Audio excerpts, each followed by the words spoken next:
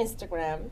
And How like, much does that influence you in your a spending? lot, yo. Like, I literally had to deactivate my account for a while because I was like, I can't do this.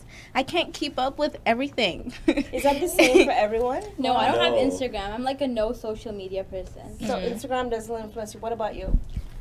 Not really. I don't think that, like, my money is, like, I try to save as much as possible as well, but it happens that sometimes it's just not, like, I don't know where my money goes. Like, it's like I'm trying, like, okay, I earn like about $200 bi-weekly, right? Okay. So paying for gas, paying for my phone bill, you know, like, those are expenses that I know, okay, like, they're gonna come out, and then the rest of my money I want to save, and I'll take out like $50 because I know I'm going out this week or whatever. But then the rest of the money, oh, okay, this came up, oh, that came up, and I'm not sure, like, how do you save when you're constantly having unexpected expenses come up? Right. So that's would be my biggest problem. Like, with shopping, I can control myself and be like, okay, I'm gonna wait until like another 2 months before I go on my shopping spree or whatever. But it's the unexpected things, or the, okay, I'm gonna buy lunch every day this week, and then like all my food is, all my money's gone on food, you know? Yeah. So So you need perhaps like she's having specific goals, like this week, this is what I'm gonna do. That's probably one way you can start by looking at it. But I also find that like when I first started working in grade 10, and I've been working like 1 or 2 jobs consistently from like summers, usually 2 jobs, 3 jobs. And basically, like, from the first 2 years, I used to buy shoes a lot. I used to buy, like, shoes, Jordans, all these different types of shoes.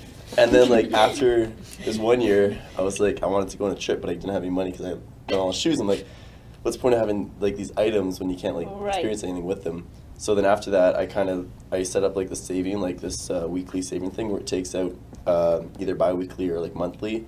Like, there's different amounts for, like, different investments. And it just, like, takes it out right away from a bank account.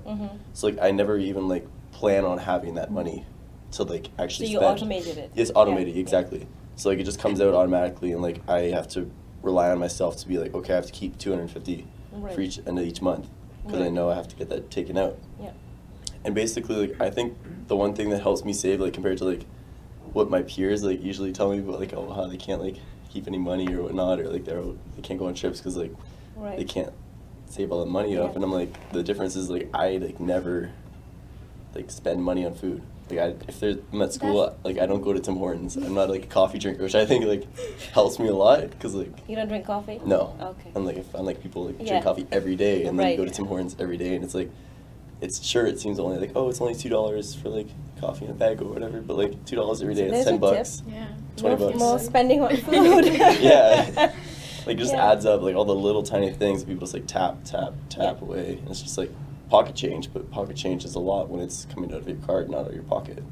So when the girls were talking about how social media affects them, is it the same for you? Are you influenced by any platforms that you're on? Yeah, I'd say like some of my like purchases and like, oh, I wanted to go out and get that thing just because I saw it. But like I don't know, I don't really. I guess like my uses of like social media aren't more like based off of like wanting to be like influenced by things or like looking to follow like influencers on Instagram. It's more of like just more social. Different kind of like going on that one. So like I think it does like depend on like who you're following, right? So maybe if you're Sean, like he's not following anyone personal, right? Or he's not following like any like, influencers. But for me, like half the people I follow like are influencers, right? Like fashion or like food or a few nails, okay.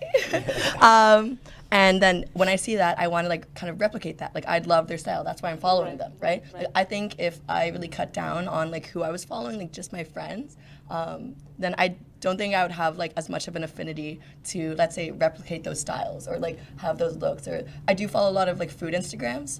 Actually have one myself. Yeah. And then I'm a little bit of a foodie. Yeah.